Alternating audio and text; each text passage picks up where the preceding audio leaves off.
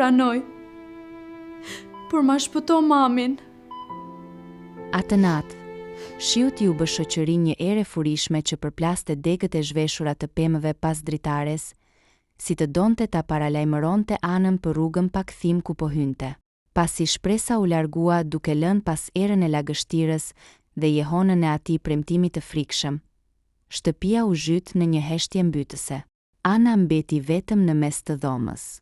Zarfi me dokumentet e parakontratës qëndronte mbi tryezën e vjetër të drurit, si një hije e rëndë që i merrte frymën.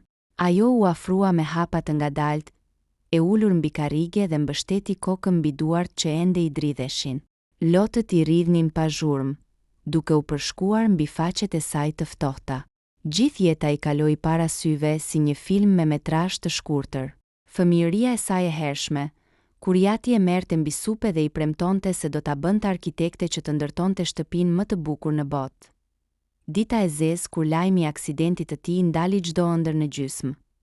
Dhe vitet të tëra pune të mundimshme bashk me të ëmën për të nxjerrë kafshatën e gojës. Ajo kishte ëndërruar gjithmonë për një dashuri të pastër, për një dasëm me buzëqeshje ku do të martohej me nekën të moshës së saj, dik me të cilin do të ndërtonte gjithçka nga zeroja. Por sot, të gjitha ato ëndra po digjeshin mbi atë letër të nënshkruar. E mbledhur nga e ftohta, u ngrit dhe eci drejt dhomës së të ëmës. Arieta flinte e trazuar. Fytyra e saj e zbet dhe buzët e thara nga mungesa e oksigjenit tregonin qartë se trupi i saj po dorëzohej ditë pas dite.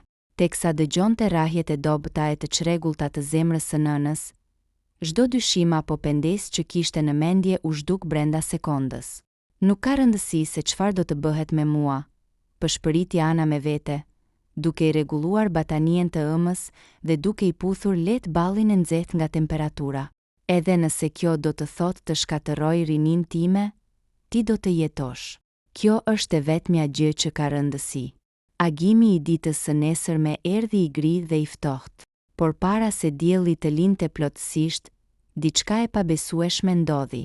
Te dera e shtëpisë u dëgjua zhurma e fortë e një motori gazi.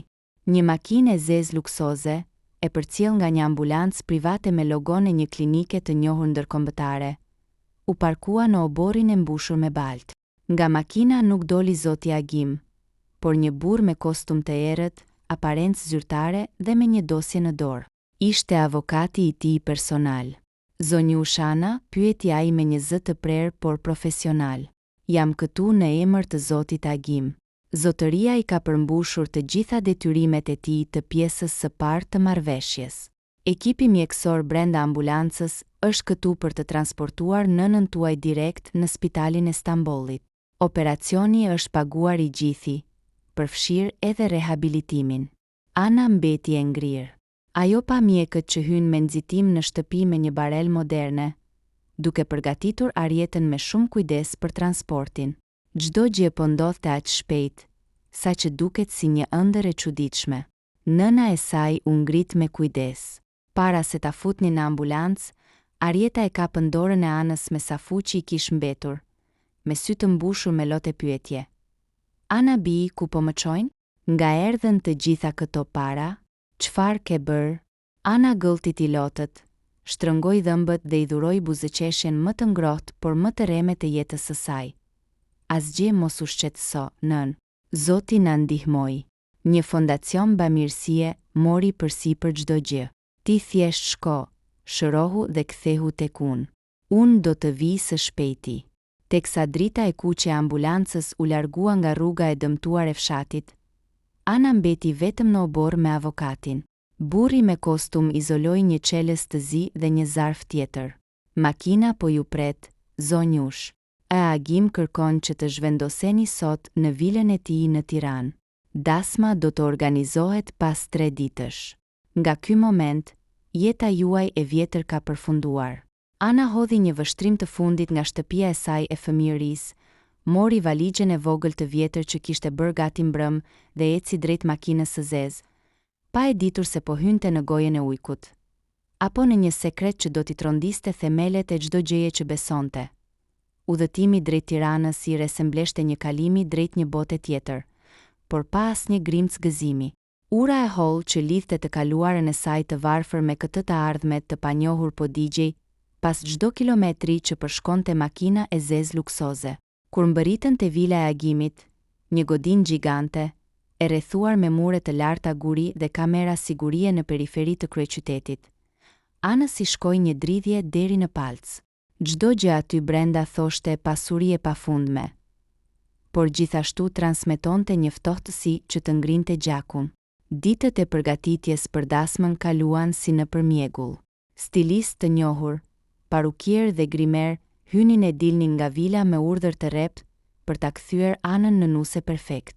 Ajo qëndronte si një kukull pa jetë para pasqyrës, ndërsa ata i provonin fustanin e bardhë prej mëndafshi, i cili kushtonte sa 10 rroga të saj të vjetra. Por në sytë e saj nuk kishte asnjë shkëndij optimizmi.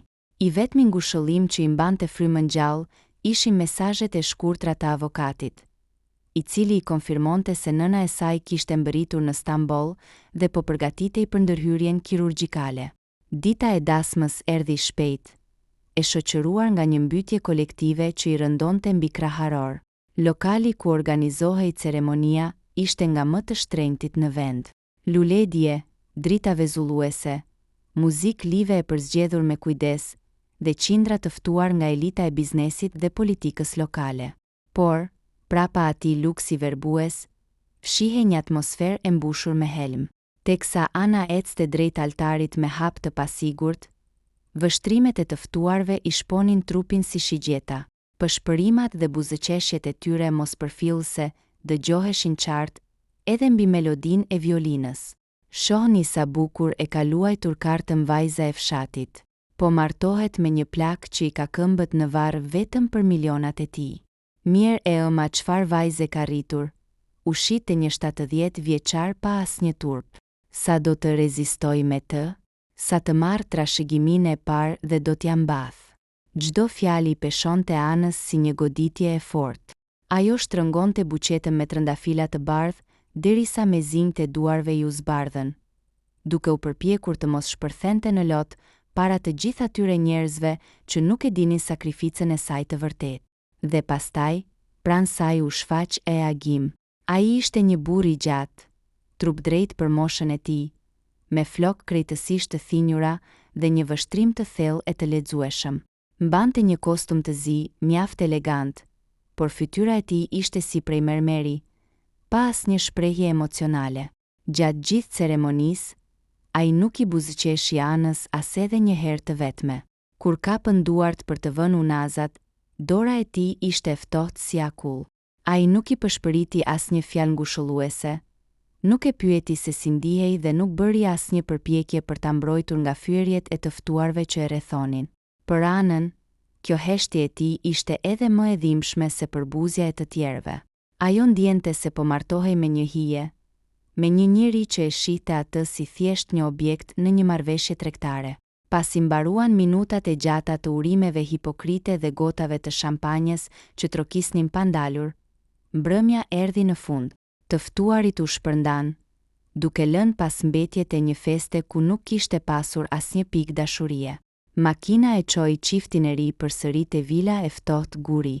Kur hyrën brenda, dera e madhe e drurit u mbyll me një zhurmë të rëndë që jehonte në të gjithë sallonin e zbrazët. Dhoma ishte e zhytur në errësirë, me përjashtim të dritave të vogla që ndriçonin shkallët e mermerta. Agimi hoqi gjaketën e tij, e hodhi mbi një karrige dhe u kthye nga Ana. Për herë të parë atë ditë, ai e shikon direkt në sy me një vështrim aq të rëndë sa që Anës i ngriu frymëmarrja. E kryem edhe këtë pjesë, tha ai me një zë të ulët, pa asnjë ngrohtësi. Tani ngjitu lart. Dhoma e gjumit është në fund të korridorit, Majtas. Unë do të vi pas pak. Ai u kthye dhe eci drejt zyrës së tij, pa pritur një përgjigje. Ana mbeti vetëm në mes të sallonit. Duart filluan t'i dridheshin me dhunë. Zemra po i rrite me një shpejtësi çmendurake në kraharor. Kjo ishte nata nga e cila kishte pasur frikë, më shumë se çdo gjë tjetër. Çfarë kërkonte në të vërtetë ky burr i ftohtë prej saj? Përse kishte shpenzuar një pasuri të tërë për ta marrë në shtëpi? Me hapa të ngadaltë, sikur po ecte drejt dënimit të saj, Ajo ngjiti shkallët e mermerta me fustanin e bardhë që po i rëndonte gjakun, pa e ditur se pas derës së asaj dhome nuk e priste ajo që mendonte, por një e vërtet që do t'i trondiste plotësisht botën. Korridori i katit të dytë ishte i gjatë, i mbuluar me një tapet të trashë të kuq që përpinte çdo tingull të hapave të saj. Dritat e murit lëshonin një shkëlqim të zbehtë, duke krijuar hije të gjata e kërcënuese mbi pikturat e vjetra që zbukuronin muret. Ana ecte me ngadalë, me dorën që i prekte lehtë muret për të mos humbur ekuilibrin. Fustani i saj i bardhë i nuses, i cili më parë dukej si një simbol luksi, tani i peshonte si një hajmali e mallkuar. Çdo hap që bënte drejt fundit të korridorit ishte një përballje me frikën më të thellë të jetës së saj. Zemra i rrihte aq fort në kraharor, saqë i dukej se zhurma e saj po jehonte në të gjithë vilen. Në mendjen e saj përplaseshin skenarët më të errët. Çfarë lloj njeriu ishte Agimi? Çfarë do të kërkonte ai prej saj në këtë natë? A do të detyrohej të falte dinjitetin e saj për të shlyer borxhin e jetës së nënës? Përfundimisht, ajo mbërriti para derës së madhe prej druri lisi. Me duart që i dridheshin aq shumë sa mezi e kapi dorezën e ftohtë të metalit. Ana mori një frymëmarrje të thellë, mbylli sytë për një sekond, ju lut Zotit në heshtje dhe e shtyu derën ngadalë. Dera u hap me një zhurmë të lehtë, por ajo që pa brenda, i ngrin gjakun në vena dhe i shkaktoi një tronditje krejtësisht të ndryshme nga ajo që priste. Ajo nuk hyri në një dhomë gjumi romantike, me qirinj, lule apo një krevat martesor. Ajo që gjendej para saj ishte një zyrë gigante, e ftohtë dhe e rrept arkivore. Muret nuk ishin tapeta, por ishin të mbuluara nga dyshemeja deri në tavan me rafte druri të mbushura me dosje të trasha, dokumente të vjetra, harta dhe gazeta të zverdhura nga koha. Në qendër të dhomës qëndronte një tryez e madhe pune prej druri të zi, mbi të cilën ishte ndezur vetëm një dritë e fortë tavoline. Dhe ajo që i tërhoqi me një hir vëmendjen Anës ishte një bord i madh druri në murin përballë. Ai ishte i mbushur me fotografi të vjetra, artikuj gazete të prerë, letra me shkrim dore dhe fije të kuqe që lidhnin emra e ngjarje të ndryshme. Ana mbeti e ngrirë te pragu i derës, me gojën gjysmë të hapur. Hyrë brenda dhe mbyllë derën, u dëgjua një zë i qetë, por i prerë nga cepi i dhomës. Agimi po qëndronte pranë dritares së madhe që shikonte nga kopshti i errët, me një gotë ujë në dorë. Ai kishte hequr kollaren dhe gjaketën e dasmës. Fytyra e tij nuk ishte më atë ftohtësi mospërfillëse të ceremonisë. Tani sytë e tij shprehnin një trishtim të thellë, një lodhje dekadash dhe një seriozitet frikësues. Ana bëri 2 hapa prapa pa dashur, por më pas se mblodhi veten dhe hyri brenda, duke mbyllur derën pas saj. Ku jemi? Pëshpëriti ajo me zërin që i merrej. Përse më solle këtu? Kjo nuk është. Kjo është dhoma ku kam kaluar 15 vitet e fundit të jetës sime. Ana, e ndërpreu Agimi duke u kthyer plotësisht nga ajo. Këtu fshihet e vërteta. E vërteta për të cilën unë shpenzova milionat e mia. E vërteta për të cilën të solla në këtë shtëpi. Dhe e vërteta që ti ke të drejtë ta mësosh sonte. Ai u afrua te tryeza e punës, mori një dosje të trashë të kuqe, mbi të cilën shkruhej me shkronja të mëdha të zeza një date vetme. 14 prill 2011 dhe vendosja të fiks në qendër të tavolinës. Diçka që duhet ta dish që në fillim, Ana, tha Agimi me një ton solem që i bëri rënjet e flokëve të Anës të ngriheshin pesh. Unë nuk kam pasur kur qëllim të marr si grua. Nuk kam prekur kur një femër pa dëshirën e saj dhe nuk do ta bëj kur këtë, aq më tepër me ty. Kjo dasmë sot nuk ishte një kurorëzim dashurie, por një mburojë ligjore dhe një skenë e nevojshme teatri. Ana hapi sytë e tronditur. Skenë teatri? Çfarë do të thuash? Përse pagove 50.000 euro për operacionin e nënës sime? Përse më more këtu? Agimi e vështroi gjatë, e me një lëvizje të ngadaltë të dorës, e shtyu dosjen e kuqe drejt saj. Ape dosjen, i tha ai me zë të ulët. Shiko fotografinë e parë që ndodhet brenda. Me duart që i dridheshin më shumë se kurrë, Ana u afrua te tryeza. Gishtat e saj prekën kartonin e ftohtë të dosjes. Ajo e hapi atë ngadalë. Mbi fletën e parë të bardhë ishte ngjitur një fotografi e vjetër me ngjyra të zbehta. Në fotografi dukej një burr i ri, rreth të 30-tave me uniformë pune të pluhurosur, duke buzëqeshur pranë një makinerie të madhe ndërtimi. Posa e pa atë fytyrë, anës si ndali fryma. Një lot i nxehtë i shpërtheu nga sytë dhe pikoi direkt mbi fotografinë. Babi, përshpëriti ajo me një zë të mbytur nga ngashërimi. Ishte babai i saj i ndjer, Arbeni, i cili kishte humbur jetën 15 vite më parë, në atë që mjekësia ligjore dhe policia e asaj kohe e kishin cilësuar si aksident tragjik në punë. Ana e ngriti kokën, e mbuluar nga lotët dhe habia absolute, duke shikuar Agimin sikur të kishte parë një fantazm. Pse e ke fotografinë e babait tim? Bërtiti ajo me slotëve. Çfarë lidhje ke ti me të? Çfarë po fsheh? Agimi u mbështet mbi tryez. Ulën syt për një moment sikur po mblidhte dhimbjen e një peshe të rëndë. Dhe kur e ngriti sërish shikimin, sytë e tij ishin të mbushur me lot. Babai yt nuk vdiq nga një aksident.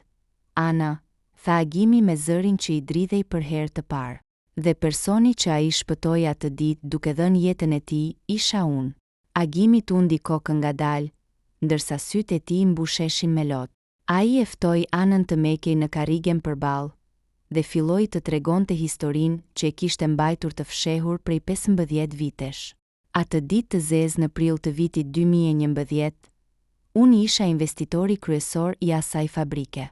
Gjatë një inspektimi, një strukturë e rëndë metalike u shkëput nga lartësia dhe po binte drejt meje. Babai yt, Arbeni, nuk hezitoi për asnjë sekond.